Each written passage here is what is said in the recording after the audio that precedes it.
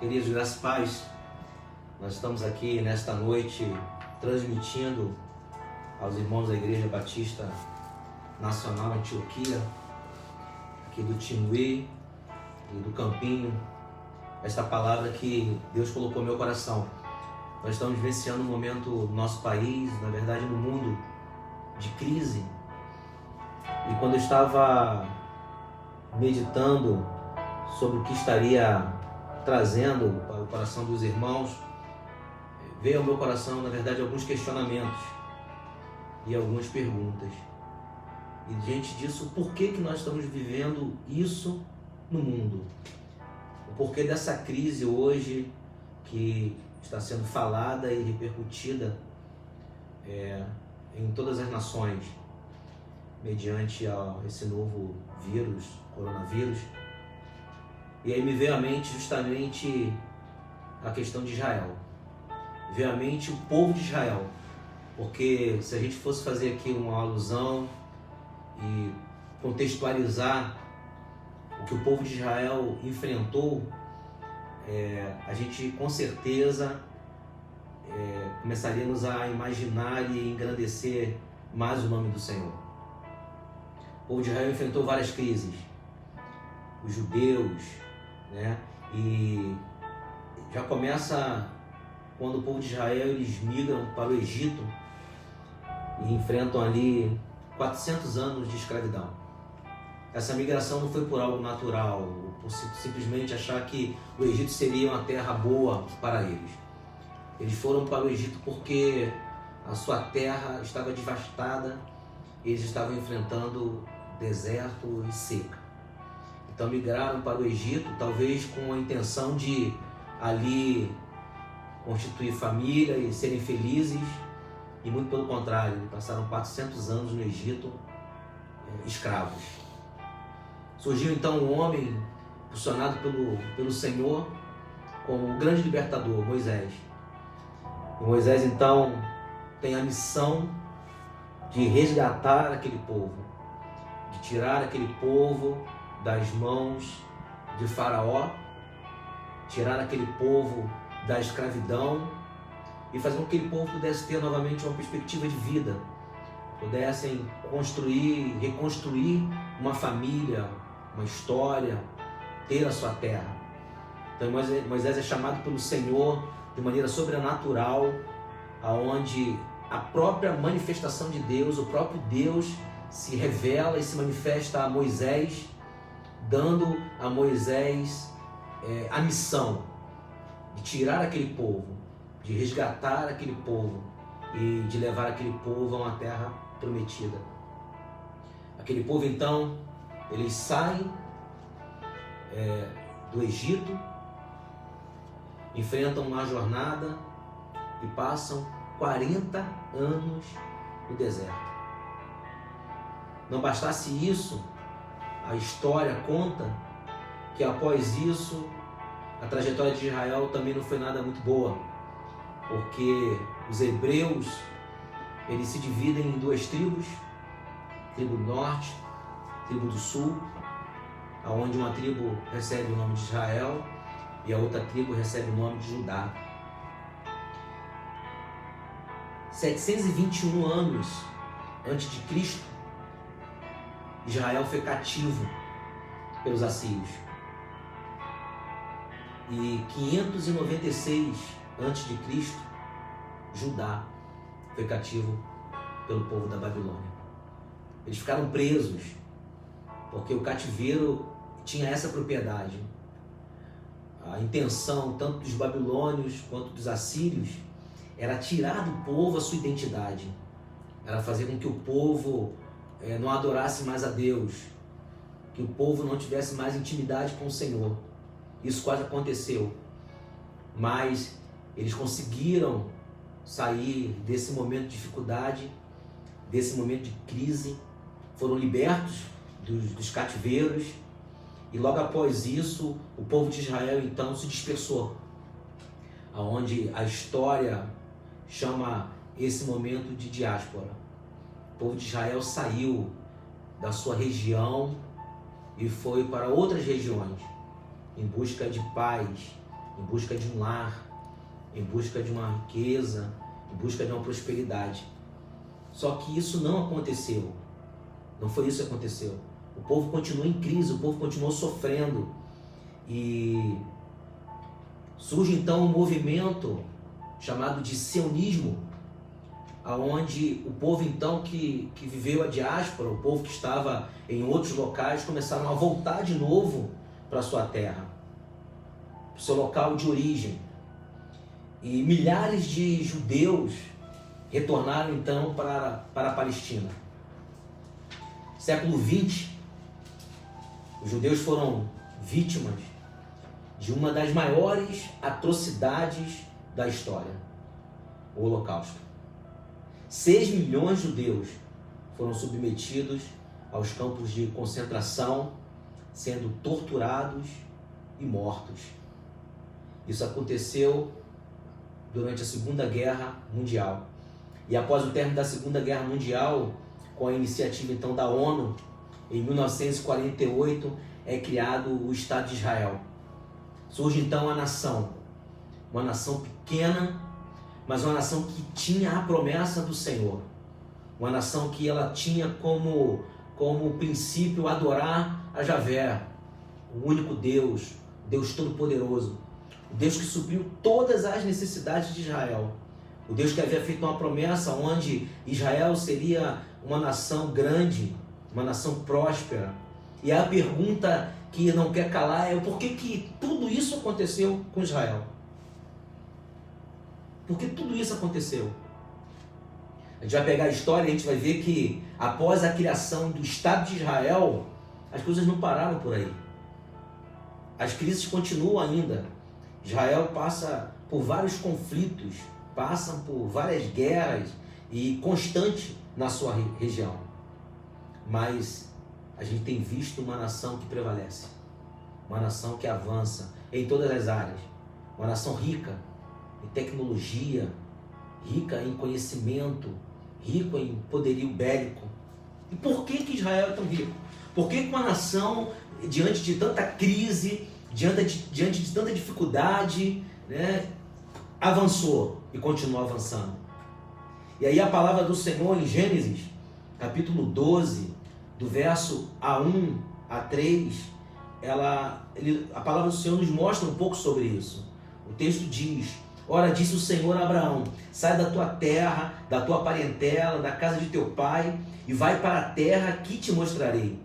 De ti farei uma grande nação, te abençoarei e te engrandecerei o nome, se tu uma bênção. Abençoarei os que te abençoarem e amaldiçoarei os que te amaldiçoarem. Em ti serão benditas todas as famílias da terra. Deus havia dado uma promessa a essa nação. Deus havia dado uma promessa, na verdade, ao início dessa nação, a uma pessoa chamada Abraão. E a promessa dada a Abraão era uma promessa onde essa promessa seria que haveria uma grande nação, surgiria uma grande nação através de Abraão.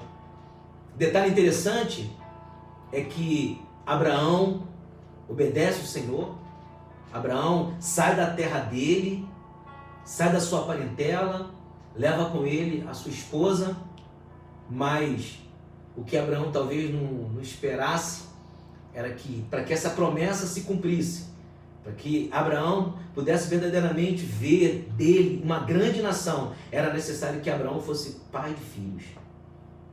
E a história nos conta, a palavra do Senhor, a Bíblia, que Abraão e a sua esposa não poderiam ter filhos.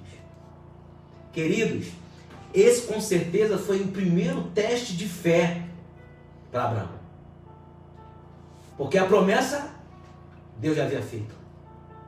Mas como tomar posse de uma promessa quando as coisas começam a acontecer para nós totalmente ao contrário daquilo que era para acontecer? Como que eu me tornaria pai de muitos filhos? Como que eu teria uma grande nação se a minha esposa não teria condição de engravidar? Então essa foi o primeiro desafio. O primeiro desafio de fé de Abraão. Mas a promessa do Senhor se cumpre. Deus honra a sua palavra.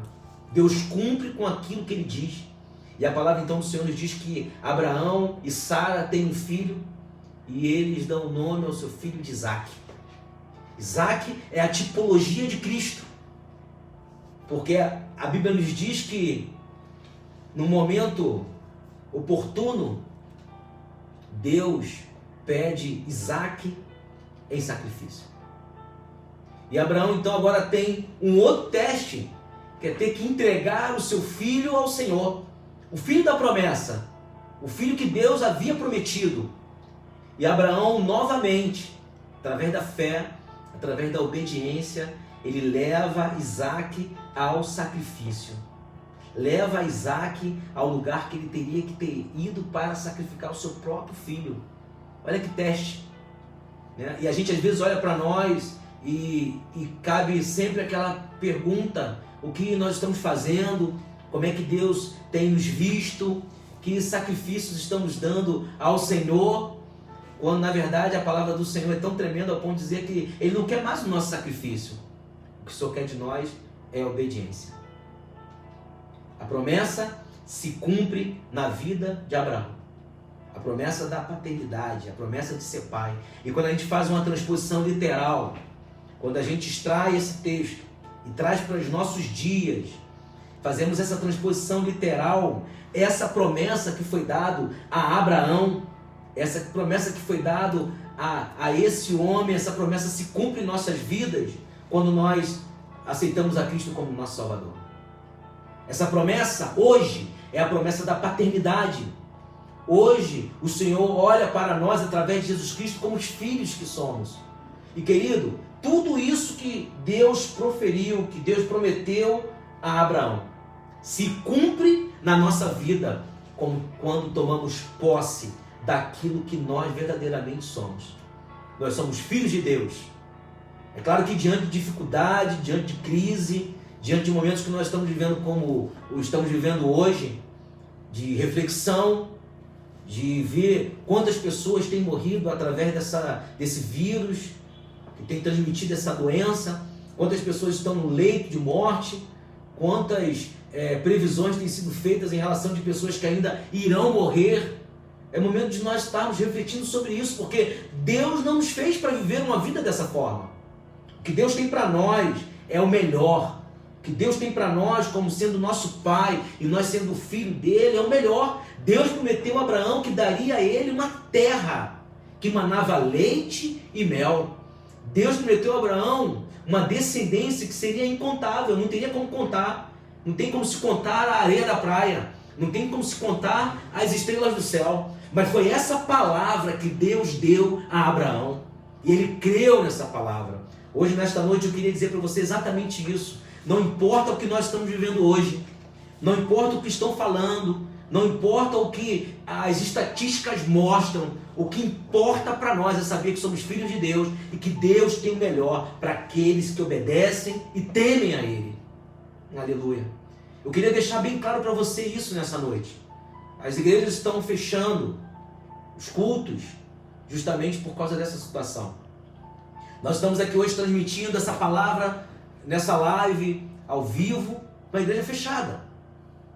Mas a igreja, querido, somos nós quando nós estamos unidos.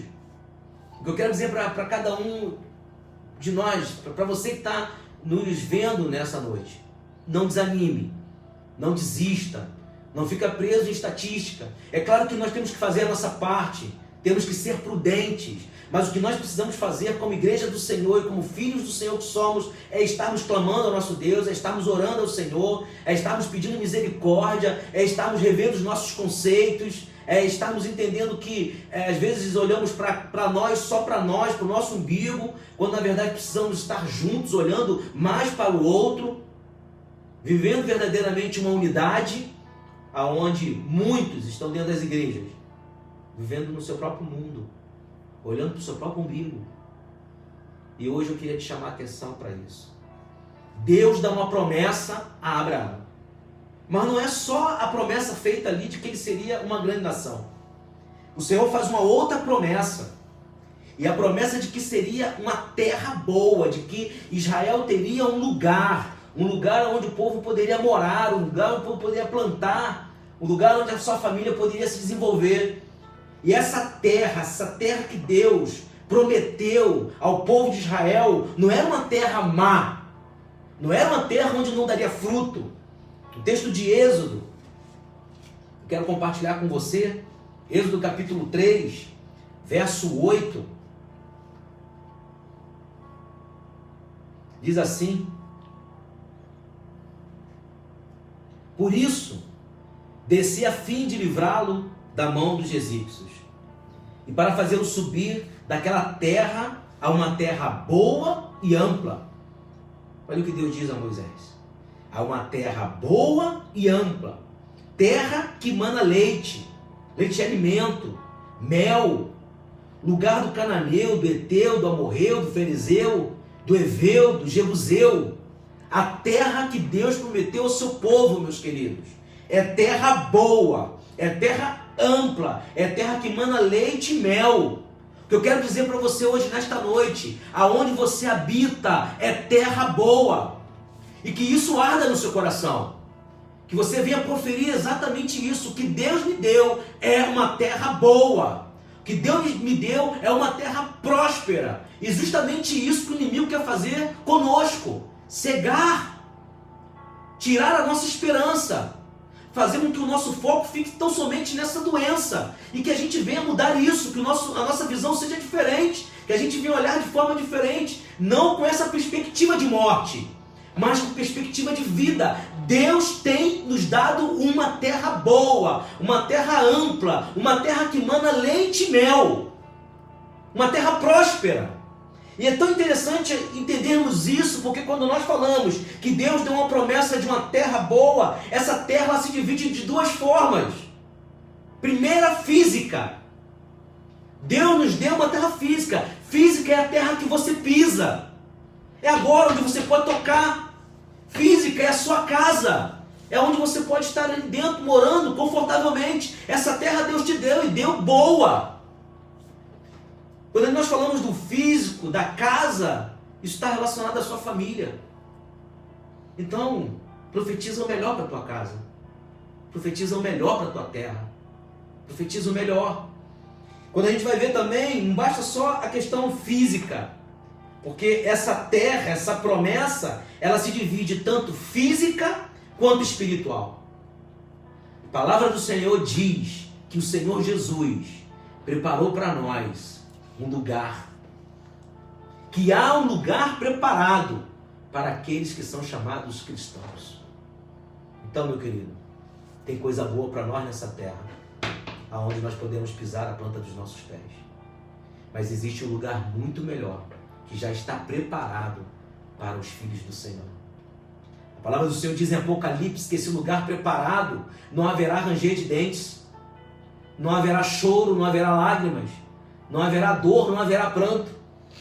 A palavra do Senhor diz que esse lugar preparado, essa terra preparada espiritual, é o lugar onde as ruas serão de ouro, é um lugar onde nós estaremos cantando louvores ao nosso Senhor.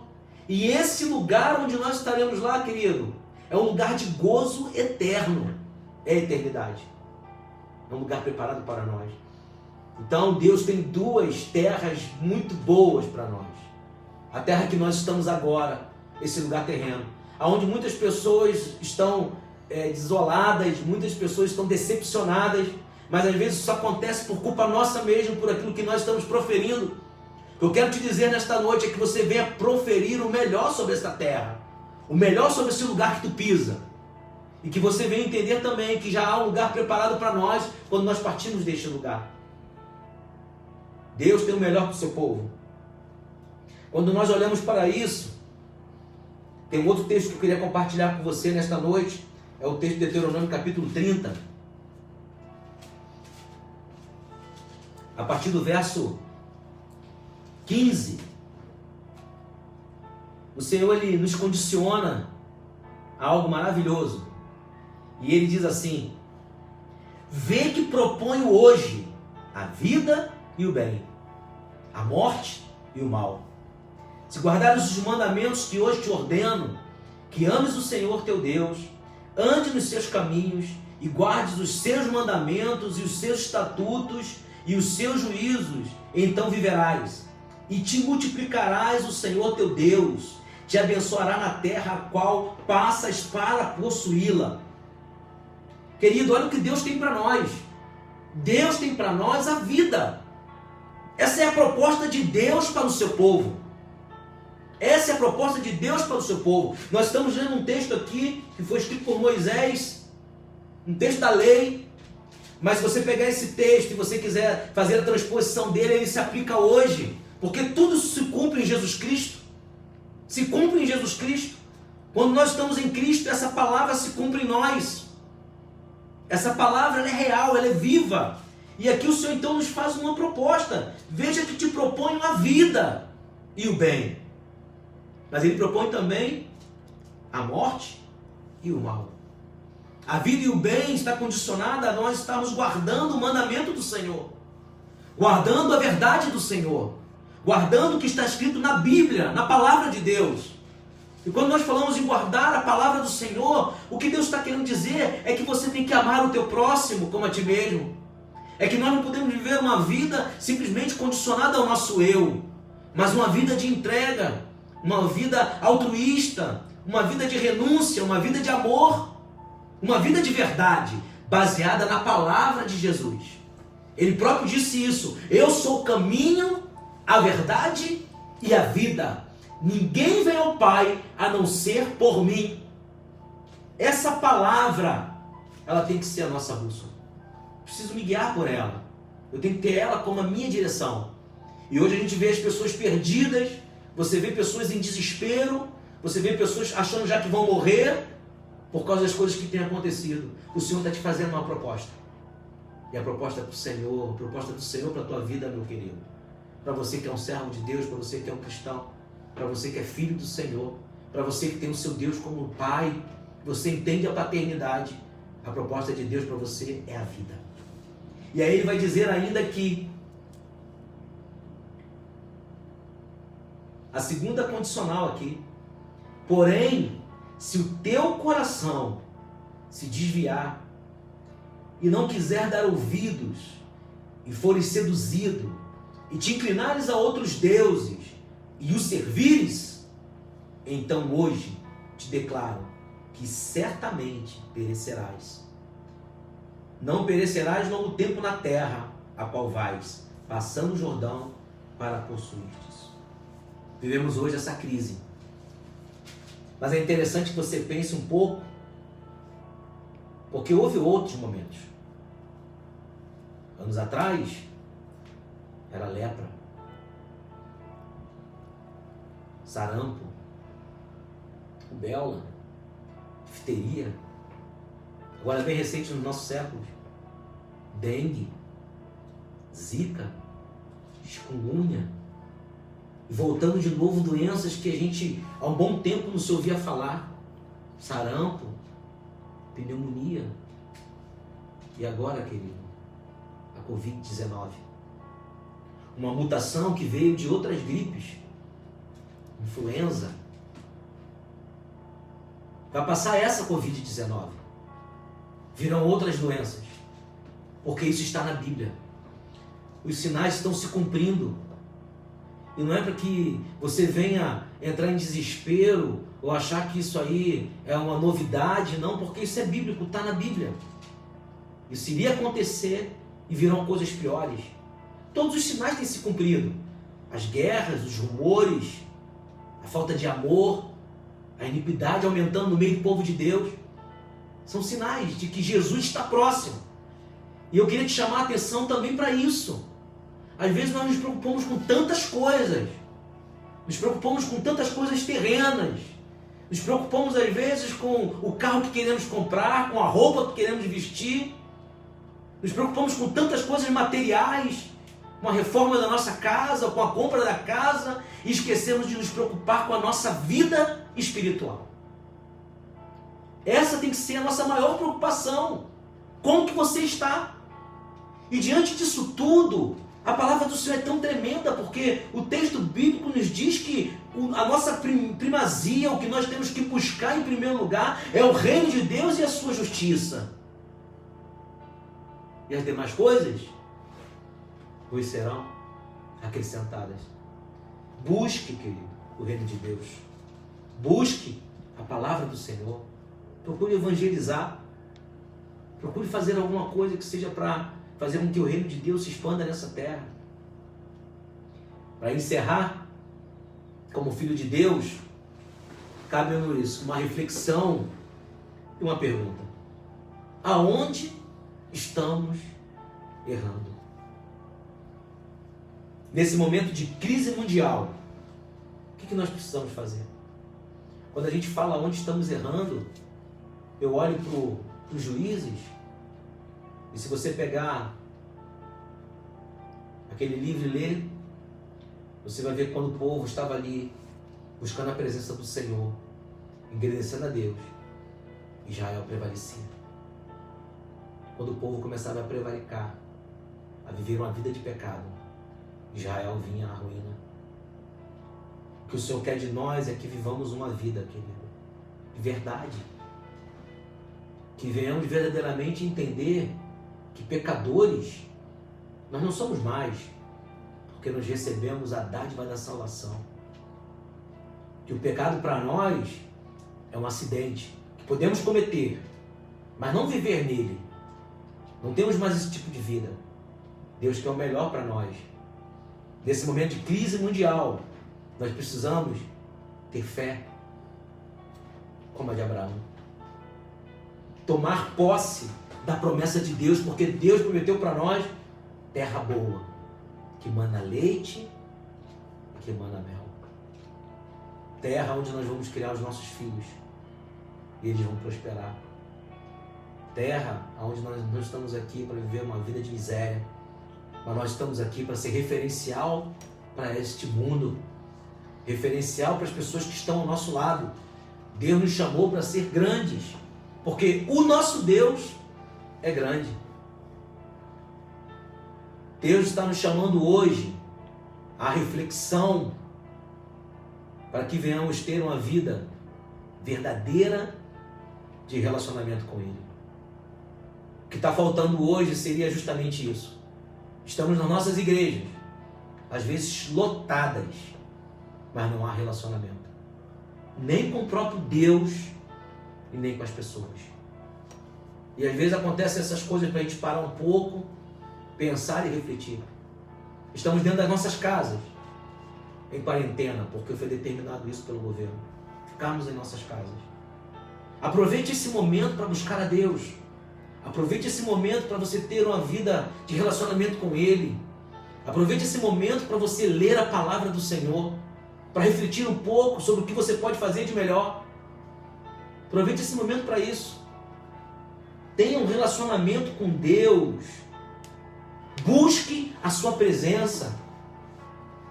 O povo de Israel, quando eles estavam adorando a Deus, as coisas eram tão tremendas, ao ponto da fumaça atingir o lugar, ao ponto dos sacerdotes não conseguirem ficar de pé por causa da glória e da presença do Senhor. Isso não mudou, o Senhor continua da mesma forma. O Senhor quer se manifestar a você através do seu perfume suave. Ele quer se manifestar a você através da sua presença. E é tão tremendo você entender isso, porque você é o templo do Senhor. Ele está dentro de você. E quando você começa a ter essa sinergia, quando você começa a ter esse relacionamento com Ele, Ele começa a se mover dentro de você. Ele te impacta. Ele começa a mostrar para você que tudo isso que tem acontecido é consequência do pecado. É consequência do pecado. E que nós podemos fazer a diferença. Que Deus nos abençoe. Que o Senhor nos guarde. Que essa palavra entre no seu coração. Que você venha ser impactado nesta noite. Nós não estamos sozinhos. Nós temos um Deus que está 24 horas olhando para nós, pelejando a nosso favor, enviando seus anjos ministradores para estar ministrando aos nossos corações, para estar nos trazendo livramento. Creia nisso. A promessa do Senhor se cumpre na nossa vida hoje. Creia que você é um filho de Deus, é um escolhido do Senhor, que Deus tem coisas boas para você. Creia que quando a palavra do Senhor diz que os anjos do Senhor acampam ao redor dos seus filhos, acampam ao redor da sua igreja, acampam ao redor de você e te guarda. É verdade, essa palavra é real. Os anjos do Senhor acampam ao redor dos que o temem e os livram. Tenha temor, tema ao Senhor, obedeça, se submeta e receba do Senhor o melhor dele. Amém? Que Deus te abençoe. Que a Igreja Batista Nacional Antioquia venha entender que esse tempo é tempo de buscarmos mais ao nosso Deus. Não é à toa que o nosso tema desse ano é o ano de vivermos a unidade. Deus nos chamou para viver a unidade. Nem sempre a unidade é estarmos juntos. Mas a nossa unidade, querido, é focar em um só propósito. Talvez esse momento seja esse, de estarmos nas nossas casas, orando e buscando cada vez mais a presença do Senhor. Que a graça e a paz do Senhor Jesus alcance o teu coração hoje e sempre. Amém.